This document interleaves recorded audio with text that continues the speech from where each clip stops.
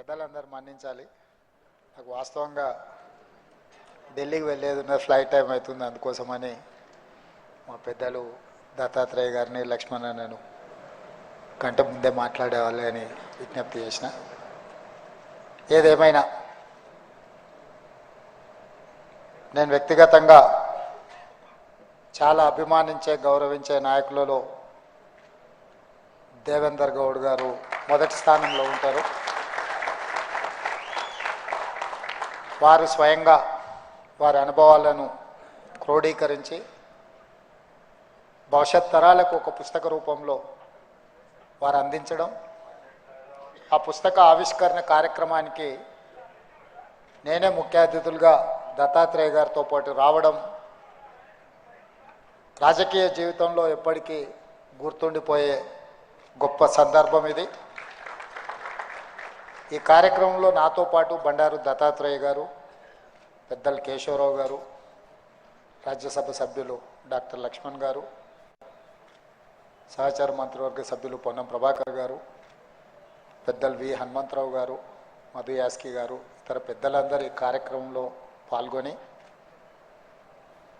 దేవేందర్ గౌడ్ గారి యొక్క అనుభవాలను సంక్షిప్తంగా, వారి అనుభవాలు వారి స్వీయ చరిత్ర కాదు, వారు రాసిన అనుభవాలు తెలంగాణ ఉద్యమ సందర్భంలో ప్రజల కోణంలో జరిగిన తెలంగాణ ఉద్యమం గురించే ఆ విజయ తెలంగాణలో పొందుపరిచిందని నేను వ్యక్తిగతంగా భావిస్తున్నా. ఎందుకంటే తెలంగాణ చరిత్ర, నేను తెలంగాణ బిల్లు శాసనసభకు వచ్చినప్పుడు ఒక అంశాన్ని ప్రస్తావించిన. ఈ తెలంగాణ నేల మీద తెలంగాణ యొక్క ఏర్పాటు కోసం పోరాటాలు చేసి అసూలు బాసిన వాళ్ళే ఉన్నారు. అసూలు బాసిన వాళ్ళు, అమరులు అయిన వాళ్ళు, వాళ్ళ గొప్పతనాన్ని, వాళ్ళ పోరాట స్ఫూర్తిని వాళ్ళు లెక్కించుకోలేరు. అలాంటి వాళ్ళు వేలాది లక్షలాది మంది ఈ నేల మీద పుట్టినరు, ఈ నేల మీద అమరులైనరు. కానీ విజయం సాధించినప్పుడు కొంతమంది ఆ చరిత్రను తమ గొప్పతనంగానో తమకు అనుకూలంగానూ మలుచుకుంటారు. కాబట్టి ఈరోజు ఉమ్మడి ఆంధ్రప్రదేశ్ శాసనసభలో తెలంగాణ యొక్క చరిత్రను, పోరాట స్ఫూర్తిని, సాయుధ రైతాంగ పోరాటం నుంచి ఆ తర్వాత 69 కానీ, లేకపోతే 96లో తెలంగాణ జనసభ ఉద్యమం కానీ, లేకపోతే 2001లో కానీ వివిధ సందర్భాలలో తెలంగాణ ఉద్యమంలో పాల్గొన్న విద్యార్థిని ఉద్యమకారుల గురించి చర్చ జరగాలి, ఈ చరిత్రను లెక్కించాలి అని ఆ రోజే నేను శాసనసభలో ప్రస్తావించిన. ఈ మధ్యకాలంలో కూడా ఏదో సందర్భంలోనే అన్నా, ఒక వ్యక్తి, ఒక కుటుంబము, ఒక రాజకీయ పార్టీ మొత్తం తెలంగాణ చరిత్ర అనే విధంగా చిత్రీకరించడానికి కొంతమంది ప్రయత్నం చేస్తున్నారు. అది వాస్తవం కాదు. తెలంగాణ ఉద్యమంలో ప్రత్యక్షంగా పాల్గొన్న వాళ్ళు వాళ్ళ అనుభవాలను తెర ముందు జరిగింది, తెర వెనకాల జరిగిన విషయాలను క్రోడీకరించి రాసితే మన భవిష్యత్ తరాలకు ఈ సమాచారం, ఈ సందేశం చేరాలి అని వారికి కోరుకున్నాం.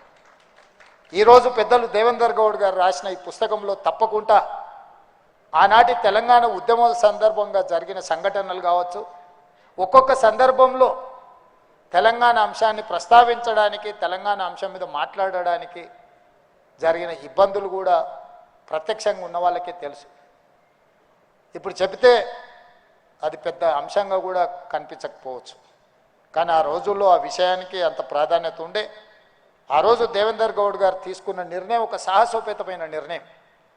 ఎందుకంటే రాజకీయ పార్టీలో యజమానితో పాటు సమానంగా అన్ని రకాల అధికారము, హక్కులు, గౌరవం ఆ రోజు పెద్దలు దేవేందర్ గౌడ్ గారికి ఉండే.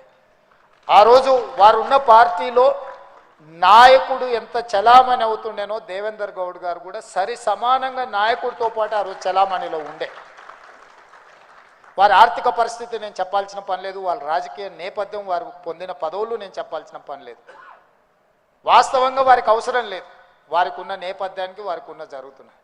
కానీ వారు వాటి అన్నిటిని పక్కన పెట్టి ఈ సందర్భంలో నా పాత్ర నేను నిర్వహించాలి, తెలంగాణ ఈరోజు ఈ పదము పలకకుండా ఈ పదాన్ని ముందుకు తీసుకెళ్ళకపోతే ఈ సమాజానికి అన్యాయం జరుగుద్ది, నాకు వ్యక్తిగా నష్టం జరిగినా, కష్టం వచ్చినా ఈ విధానంలో ముందుకెళ్లాలని వారు ధైర్యంగా ముందుకు వచ్చారు. ఆ రోజు పాశం యాదగిరి గారు, చాలామంది మిత్రులు వారితో పాటు కలిసి నడిచిన వాళ్ళు, పని చేసిన వాళ్ళు చాలామంది ఉన్నారు. ఎన్నో ఒడిదుడుకులను వారు ఎదుర్కొన్నారు. నిజంగా వారు చాలా లగ్జరీ లైఫ్ని వారు ఆ రోజు సాక్రిఫైస్ చేసిండ్రు. ఎందుకంటే ఇది ఏ తీరానికి చేరుతుందో తెలియదు, ఏ రూపాంతరం చెందుతుందో తెలియదు. తెలంగాణ రాష్ట్రం వచ్చింది కాబట్టి ఈరోజు ఇక్కడ ఉన్న వాళ్ళందరూ రాష్ట్రం వచ్చింది కదా అనే ఒక సంతోషంలో ఉన్నారు. కానీ ఒకవేళ రాష్ట్రం రాకపోయి ఉంటే రాజకీయ పరిణామాలు వేగవంతంగా మారి ఊహించని పరిణామాలు రాజకీయాల్లో వచ్చినుంటే వారు నిర్మించుకున్న మొత్తం భవిష్యత్తే గందరగోళం పోయి ఉండేది. అయినా పర్వాలేదు అని చెప్పి ఆ రోజు పెద్దలు దేవేందర్ గౌడ్ గారు తెలంగాణ ఉద్యమంలో ముందున్నారు. ఇదే విధంగా గోదావరి జలాల ద్వారానే తెలంగాణ రాష్ట్రం సస్యశ్యామలం అవుతుంది. వేలాది టీఎంసీలు సముద్రంలో కలుస్తుంటే పాలకుల నిర్లక్ష్యం తెలంగాణకు తీరని అన్యాయం చేస్తుంది. ఖచ్చితంగా గోదావరి జలాల ద్వారానే ఈ తెలంగాణను సస్యశ్యామలం చేయాలని వారు పాదయాత్ర చేయడం ద్వారానే ఆనాటి ప్రభుత్వం మీద ఒత్తిడి వచ్చి ఎప్పటి నుంచో డిమాండ్ ఉండే. అంతకంటే ముందు పెద్దలు విద్యాసాగరరావు గారు కూడా గోదావరి జలాలు ఇచ్చంపల్లి ప్రాజెక్టులను చేపట్టాలని వారు ఒక ప్రయత్నం చేశారు. వారి ప్రయత్నం ప్రజలకు అంశాన్ని చేరింది, కానీ ఆ ప్రయత్నం ఆ సమస్యను పరిష్కరించలే. కానీ పెద్దలు దేవేందర్ గౌడ్ గారు ఎప్పుడైతే గోదావరి జలాలను తెలంగాణలో పారించాలి అని చేసిండ్రో ఆ ఒత్తిడి ఫలించింది. ఆ రోజు ప్రాణహిత చేవెళ్ళ ప్రాజెక్టును ఆనాటి ప్రభుత్వం చేపట్టి దాదాపుగా ఎక్కడో తుమ్మిడిహెట్టి దగ్గర ఉన్న ప్రాజెక్టును చేవెళ్ళ వరకు, వికారాబాద్ వరకు, తాండూరు వరకు నీళ్లు తరలించాలనే ప్రాజెక్టుకు ఆ రోజు పునాది రాయబడ్డది. ఆ పోరాటంలో దేవేందర్ గౌడ్ గారు ఆ పాదయాత్ర ప్రభుత్వాల మీద ఒత్తిడి వచ్చింది. ప్రభుత్వాలు నిర్ణయం తీసుకునే ప్రభుత్వాలు ఆ ప్రాజెక్టును చేపట్టాల్సిన పరిస్థితి వారి పాదయాత్రతో వచ్చింది.